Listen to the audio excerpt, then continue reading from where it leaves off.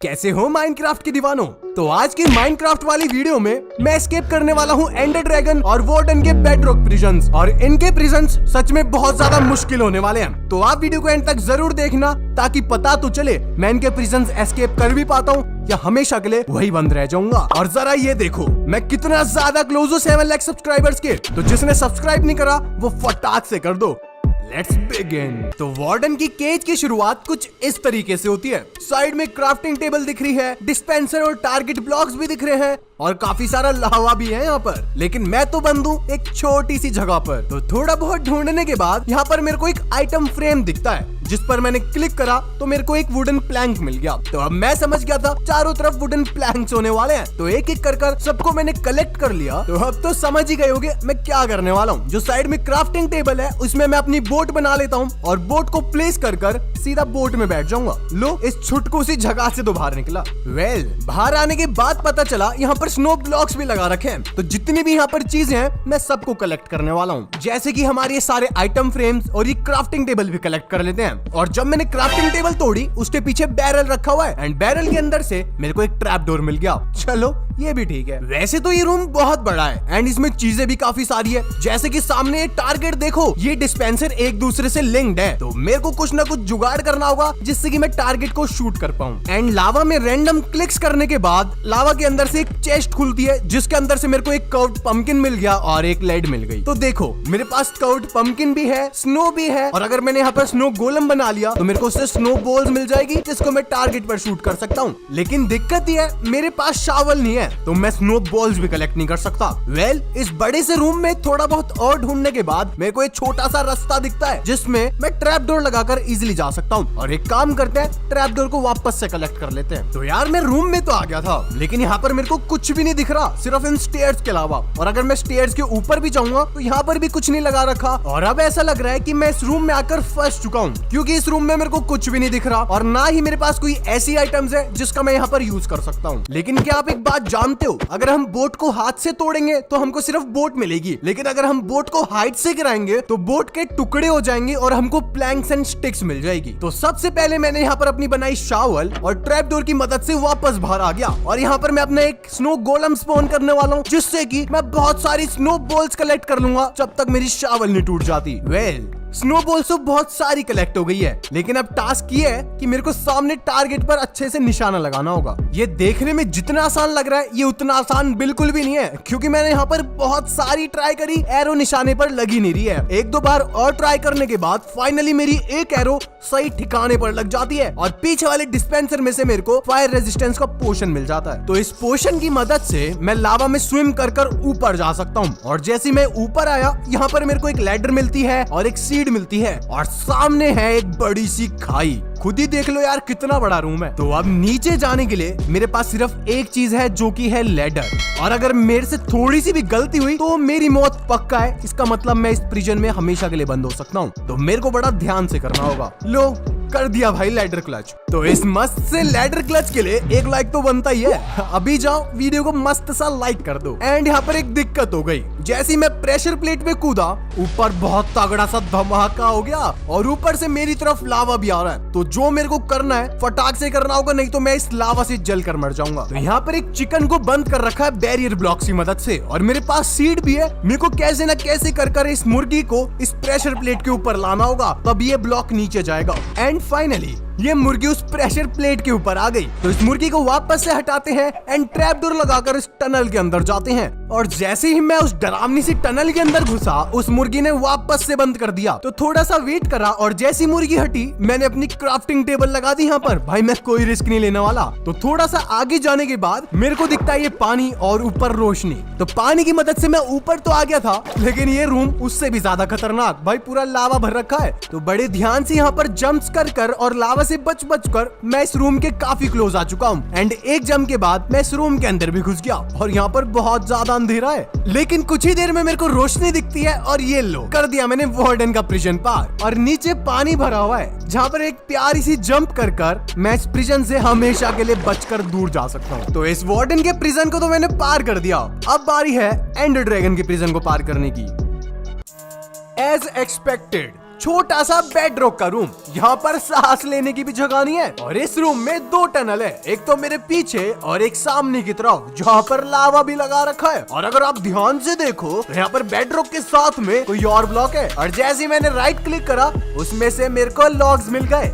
Dispenser लगा रखा है, बताओ। तो देखो, मेरे को अगर इस छोटी सी टनल में से निकलना है तो मेरे को एक चीज की बहुत ज्यादा जरूरत है, अपना ट्रैप डोर। तो सबसे पहले मैं यहाँ पर क्राफ्टिंग टेबल बनाकर उसमें अपने ट्रैप डोर्स बना लूंगा और अब ट्रैप डोर को सिंपली मेरे को यहाँ प्लेस करना होगा और अब मैं इस टनल के अंदर जा सकता हूँ। और एक सेकेंड, वो ट्रैप डोर क्यों छोड़ रहा हूँ मैं यार, उस ट्रैप डोर को भी कलेक्ट कर लेते हैं। हर एक चीज बहुत ज्यादा इंपॉर्टेंट है। अब ठीक है ना। और जो ये सामने लावा लगा रखा है ना, इसको भी मैं बड़ा इजीली पार कर दूंगा। बस एक बार ट्रैप डोर लगाओ और लावा खत्म। सब चीज का सॉल्यूशन हमारा ट्रैप डोर है। और जरा ये देखो, बेडरॉक में से कुछ टपक रहा है जो कि पानी जैसा है। आई थिंक सो इसके ऊपर वाले फ्लोर पर पूरा पानी भर रखा होगा। और जरा सामने देखो, यहाँ पर भी लावा। अबे यार, मैं आगे जाने का रास्ता देख ही रहा था, तभी मैं फिसल कर लावा में गिर जाता हूँ। एक सेकंड के लिए तो मैं बहुत ज्यादा डर गया था, लेकिन भाई मेरे को कोई डैमेज ही नहीं पड़ा। यहाँ पर मेरे को रीजनरेशन और रेजिस्टेंस का इफेक्ट मिल गया।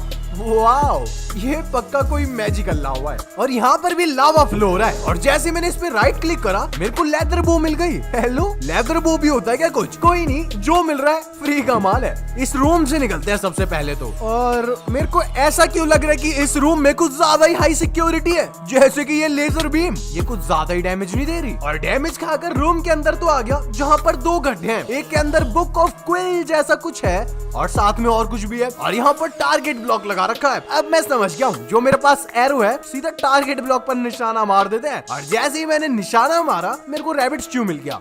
मैंने कुछ अच्छे की उम्मीद करी थी, लेकिन कोई बात नहीं, 3-4 रैबिट स्ट्यू और फ्री में ले लेते हैं। लेकिन ये क्विल मैं कैसे लाऊं, उसके लिए मेरे को जुगाड़ करना पड़ेगा। तो इस रूम से वापस बाहर जाते हैं और जो डैमेज पड़ा है ना उसको इस लावा से रिकवर कर लेते हैं।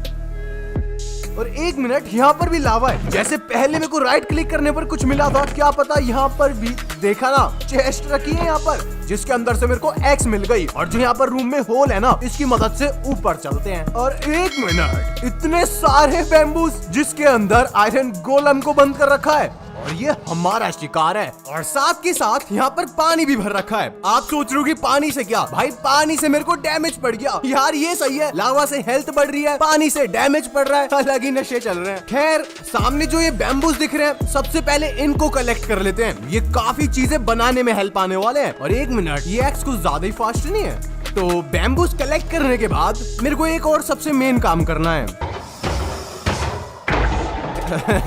तो मेन काम करने के बाद वापस से चलते हैं उस लेजर वाले रूम में जहाँ पर हमारी बुक ऑफ क्विल लगी हुई थी, क्योंकि अब मैं यहाँ पर क्राफ्टिंग टेबल से काफी सारी लैडर्स बनाने वाला हूँ। तो लैडर को एक एक प्लेस कर कर मैं नीचे जाने वाला हूँ। थोड़ी देर तक तो सब कुछ ठीक चल रहा था, फिर मेरे को डैमेज पड़ गया, लॉल। लेकिन जो हमारा मेन काम था वो तो हो गया ना, नीचे आना। और यहाँ पर नेदरराइट की स्वॉर्ड, डायमंड की स्वॉर्ड, स्टोन की स्वॉर्ड और गोल्ड की स्वॉर्ड भी है। लेकिन सबसे मेन क्वेश्चन, यहाँ पर बुक ऑफ क्विल का क्या काम है? और जब मैंने बुक ऑफ क्विल को उठाया यार, उसके सारे के सारे पेजेस तो खाली पड़े हैं। ये क्या? 1 मिनट, आपने भी कुछ देखा? ये 1590 क्या है? मैं 100% गारंटी दे सकता हूँ ये कहीं ना कहीं का पास कोड है। तो मैं लैडर की मदद से वापस ऊपर चलता हूँ। और यार, एक तो ये लेजर बीम बहुत डैमेज दे रही है, तो जो हमारा साइड में लावा है इससे फिर से हेल्थ बढ़ा लेते हैं। और जरा ये देखो, पासवर्ड वाला गेट, जो बुक ऑफ क्विल में नंबर था ना, शायद से ये इसी का पासवर्ड है, 1590। लो, गेट खुल गया। और 1 मिनट, अबे भाई साहब, ये क्या चीज है? एनाकोंडा। और ये कौन सा अजीब सा प्राणी है? और तो और उस अजीब से प्राणी ने